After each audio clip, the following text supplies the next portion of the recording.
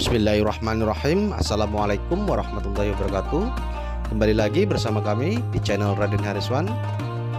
Kami akan mencoba mengulas sejarah pemakaman Waliullah yang berada di Teratai Udik, Cilegon.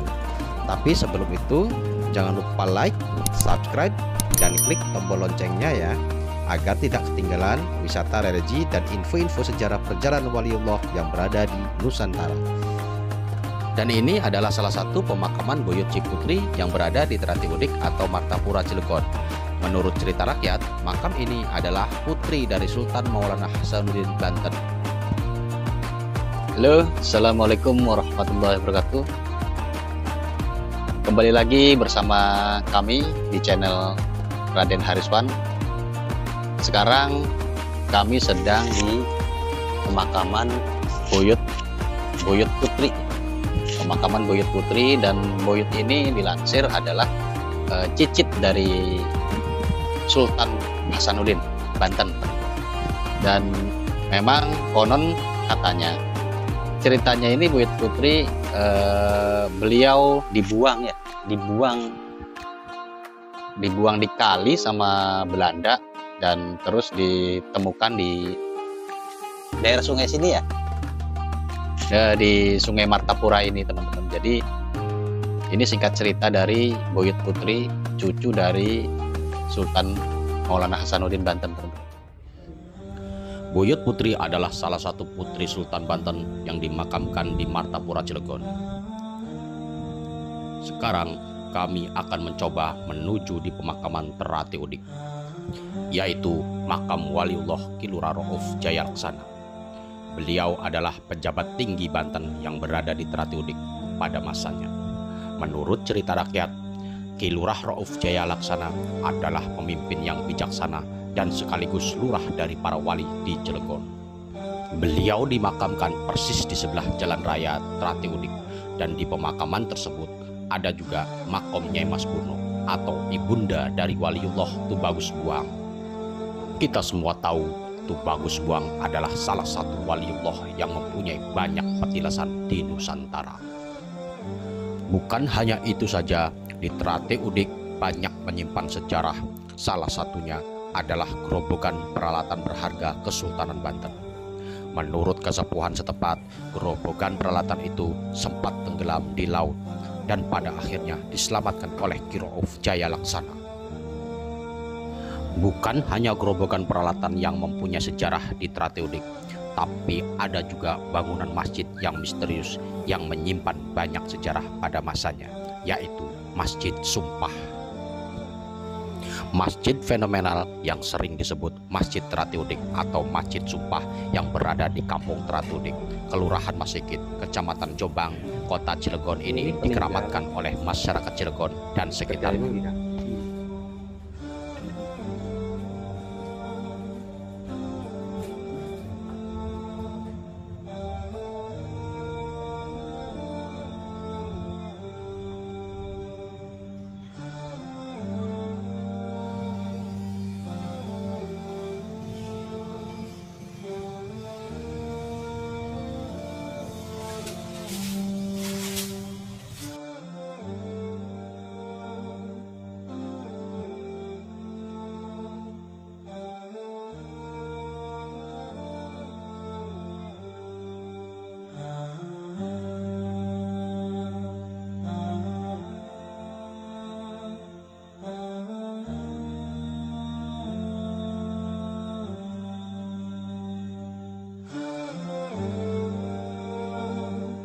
Saya sedang di Teratai Udik ya teman-teman. Nanti saya akan ke sana di masjid tertua di Cilegon. Mudah-mudahan kita semua dikasih kelancaran, dan setelah di Ki Jafar di sini di pemakaman Jayalaksana ini, nanti saya akan menuju ke masjid teman-teman, ke masjid yang tertua, dan itu banyak sekali ceritanya teman-teman. Dilansir itu masjidnya, menurut orang-orang sini, masjid itu adalah masjid yang sangat tua sekali, dan diyakini itu ada banyak sejarahnya teman-teman. Ikutin aja terus perjalanan kami. Yuk, saksikan terus di channel Raden Hariswan. Assalamualaikum warahmatullahi wabarakatuh.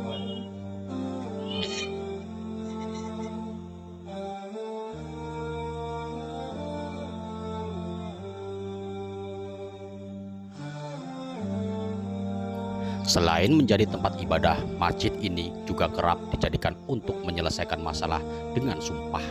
Dan barang siapa yang bersumpah bohong, maka ia akan terkena musibah. Masjid yang terletak di Jalan Pangeran Jayakarta ini oleh masyarakat setempat disebut Masjid Tengah karena letak masjid ini berada di tengah perkampungan Terati Udik, berjarak sekitar 10 meter dari ruas jalan dan sekitar 1 kilometer dari pusat pemerintahan kota Cilegon. Jika dilihat dari struktur bangunan Masjid Sumpah Terati Udik ini, tampak mahkota atau kubah masjid yang berbentuk mamulu bertingkat 5 seperti halnya atap Masjid Agung Banten dan masjid-masjid kuno Nusantara yang memiliki makna filosofi ajakan melaksanakan 5 rukun Islam. Dan bisa juga dimaknai ajakan menunaikan sholat wajib 5 waktu sehari.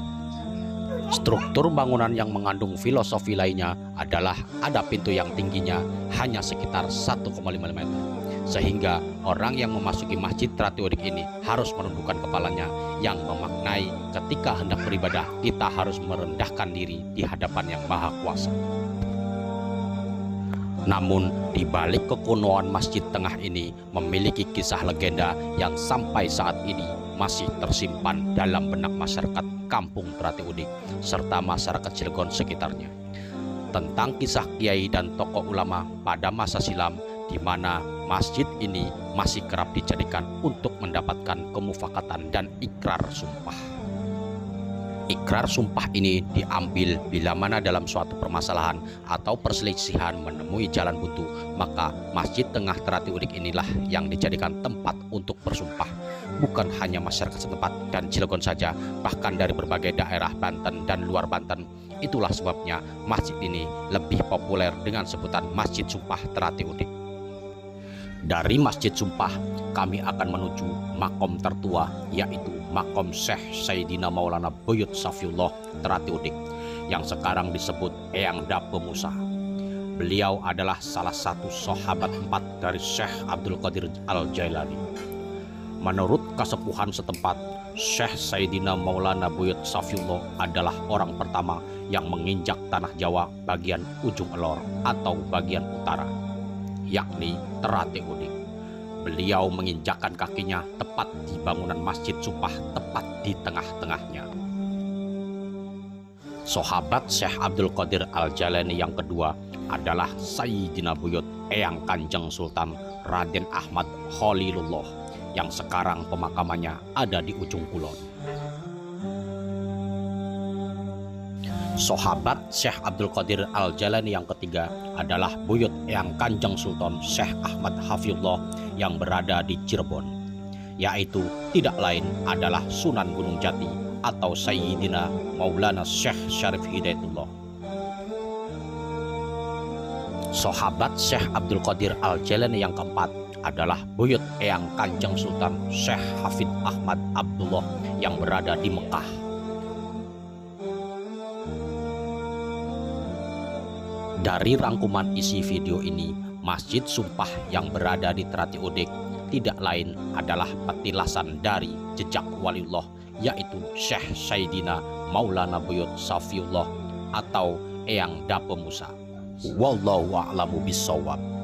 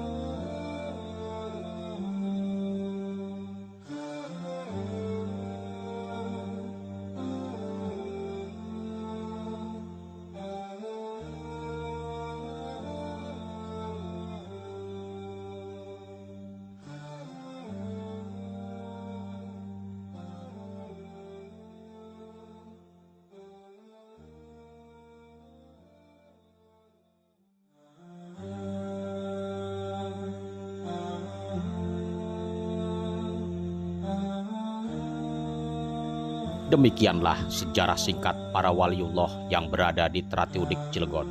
Semoga isi video ini meningkatkan kecintaan kita untuk para waliullah yang telah berjuang di masa sebelum kita lahir. Wassalamualaikum warahmatullahi wabarakatuh.